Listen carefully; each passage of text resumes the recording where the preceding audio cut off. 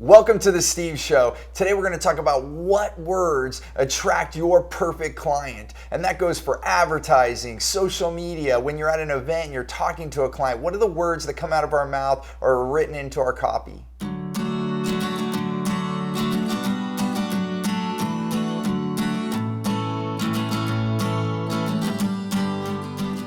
So I get asked this all the time, what should I write, or is this the right copy? And so many of us get, those of us that are creative, we get really creative with what words we use and what jingle we want to put into our copy. And and I've worked with ad agencies that overlook some of the simplest things, and that's what I want to talk about today. What are the simple things that can make the largest impact? And the biggest thing that I've discovered over the years, because even I went to film school, and as I was working deep in my ad agency, there was times where we're thinking super creatively, and that creative skills does help, but sometimes it can be actually a flaw. It can actually be something that stops us or slows us down from actually having what we want, which is actually engagement. And what happens is when we get into our bubble, so we're like thinking right now, like you could come to me and say, what are the right words to put in my ad? What should I advertise? And we could start brainstorming and come up with ideas, but the one thing that we're not taking direct input from is the actual clients. And that's why so many of you have heard me say before, and how big I am, a huge advocate of surveying, asking our clients what they want, what their concern is, what their challenges are. And there's many reasons for this, and I've talked about it in other episodes. In this episode, I want to focus on how does that relate to our advertising and what we're writing about in our blog or what we're putting on social media. And that goes to the actual words that they use. So it's so important to actually use their words. And I mean this quite literally, so whatever they're talking about, and that's why you've heard me use the analogy of if they say red, then you should be saying red. You shouldn't use the word burgundy just because that's a shade of red that you like or it rhymes with some other word. That's where that creativity comes in. Sometimes we're finessing things in a certain way, and some of that finesse is good, some of it actually changes it, so maybe from red to burgundy is not going to be that big of an issue, but in the psychology of meeting your clients where they are, we want to get as close to where they are with their vocabulary as possible. And this also goes to having a higher expertise, or maybe you're working in technology or some other things, even in the financial industry. Like there's certain industries that'll start using certain vocabulary, and which can be a good thing if that's what your audience is talking about, but it also could be a bad thing if it's not something that they're saying. And it doesn't mean that you can't be an influencer to change vocabulary or to bring some new term into play, but then that costs money. There's brands that have come up with certain words that have become a household name, but they spent millions of dollars typically to have that influx or that influence. So depending on where your budget is with what you want to spend and the direct impact that you want to make, you want to get as close to the words that the client, what they're saying. So the best way to do that is to ask them. So to get out there and do surveys and incentivize these surveys too. Make it part of your marketing budget. Like give them a gift. By doing these surveys, I've actually even brought new business in to my clients when we've recommended this. So for instance, you do a survey. If anybody does the survey, provides this, and I'm going to give you some tips on what to say because I actually don't use the word survey. People are getting tired of surveys, so it's something like you want to ask a client a few questions and say, hey, answer these 3 quick questions, and then we're going to give you this gift. And so if you can give a gift away, whatever that is, even if you spend money on it, take part of your marketing dollars and apply it towards this survey, is going to give you the data that you need to accelerate your ads. I was working with $1 billion company, and they added a new department. They added a new product offering, and that product offering was suffering. They were hemorrhaging hundreds of thousands of dollars in marketing, and they weren't getting the job done, and they were basically given notice. They had 1 year left to get this product off the ground, or the whole thing was going to be stopped. They were going to end it and close that. There's going to be jobs lost. People would be laid off. That whole department would be gone. So they were focused on what changes they needed to make. And the number one thing we changed was the words that were in their advertisement. And it actually connected with the audience, and very quickly we turned the whole thing around. That department now, I haven't looked at it in the most recent, but as of last year, I believe it was over $63 million in revenue from that department, and was one that was about to close. And the simple thing that we did was we looked at the vocabulary of the perfect client, who their ideal client was, and we changed the words so that it related to them and exactly what they wanted. So part of it is the actual words. So being as specific as you can with the language that they use, that's part of it. The second part is actually what is their biggest pain as well as their biggest desire. So many times when we think of advertising, many of us get caught up on like what they're gonna gain. Many times we talk about the benefits and getting that information out there, but a lot of times we're making decisions based on the pain that we have. So don't overlook that either. So that's why it's a key question to ask, what are the current challenges or concerns going on? What are the things that are keeping that client up at night? Whoever your customer is, whoever your client is, what's keeping them up at night, and then hitting that. And so part of, for this company that I was talking about, we changed the ad so that it was actually hitting the pain point in a more prominent way. And so people were like, oh my gosh, that's how I feel. That's a pain that I have. Let me listen more. And part of advertising is getting people to engage more, like read more about you, listen to, if you have more videos about the product or whatever offering you have, or maybe they get into a sales engagement, they're talking to one of your sales associates. All of it comes back to the language, and are we identifying their pain, their deepest pain and their deepest desire.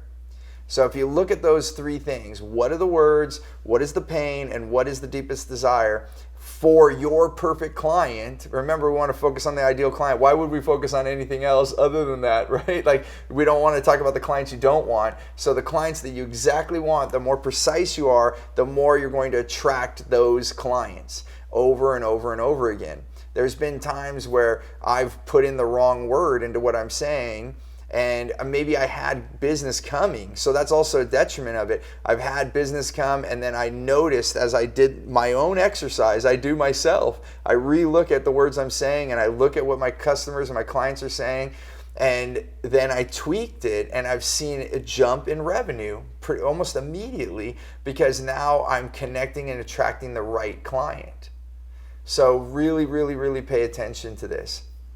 So the big things, the takeaways that you can take here is, if you want to increase your marketing, and again, I've done this for huge campaigns and I want to make this point. The bigger you are, there's a little bit more leeway. We never want to lose money. And so that's one of the things I've always gotten brought in when I was working with Fortune 100 companies is, how do we maximize our marketing return? So we are aware of that, but there's a little bit of forgiveness if something goes wrong. When you're a smaller company, it's even more critical to do your homework on this, because you have less dollars that you can actually chance, right? And you don't have as much forgiveness if you spend an allocation and you don't have any more.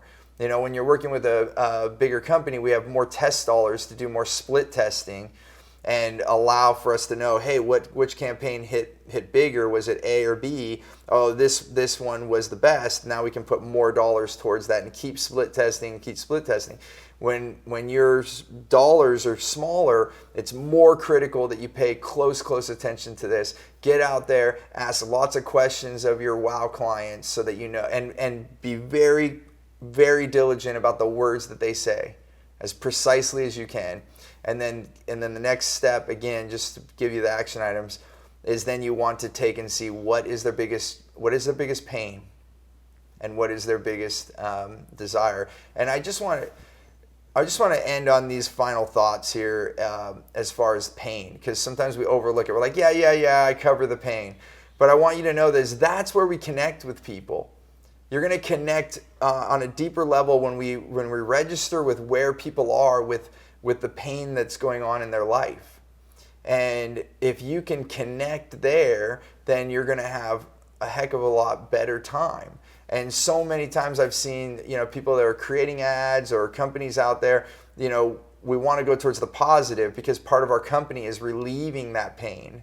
But what we overlook is that the pain is actually what gets them to pick up the phone. It gets them to go in there. Think about it for yourself.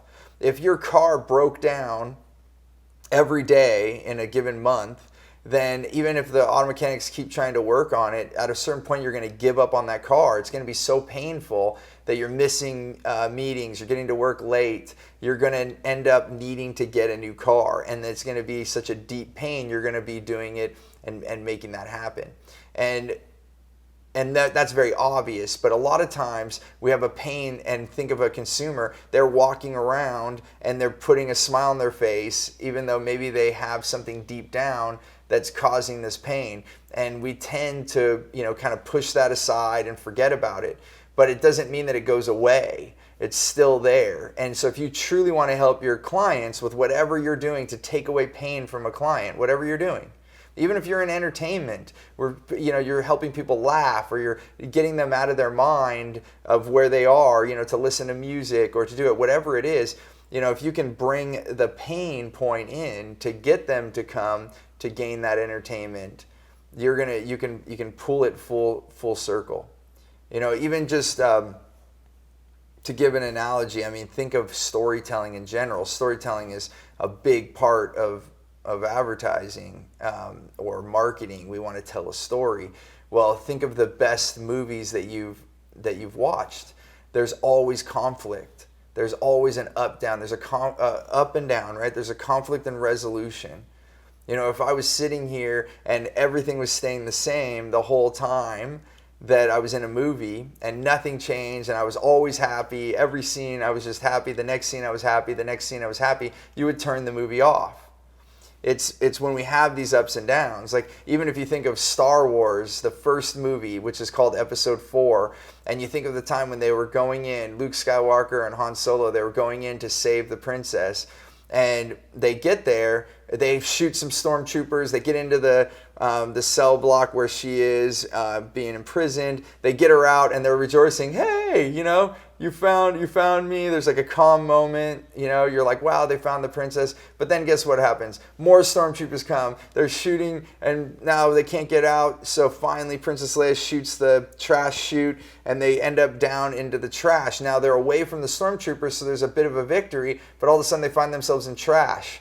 And then Luke Skywalker starts getting pulled down by a serpent. Like he's getting pulled down. And they're like, Han Solo's shooting, and they're trying to, stop this. And all of a sudden, Luke Skywalker's gone. He's underwater. It's calm. They don't know if he's dead or alive. All of a sudden, Luke Skywalker pops up, and he says the serpent disappeared. He doesn't know what happened. Maybe Han Solo shot it. Maybe it just disappeared. But they're rejoicing again. Luke's alive. Then all of a sudden, the walls start coming in. It's a trash compactor. And so the trash is getting compacted. They're putting things up to hold the wall together, and they're calling C-3PO and R2-D2 to turn off the trash compactors, and they're screaming to have this happen, and R2-D2 and C-3PO turn it off just at the last second, and they start screaming for joy because they're alive, and R2-D2 and C-3PO think that they're dead, and then Luke Skywalker says, no, we're alive, you did it.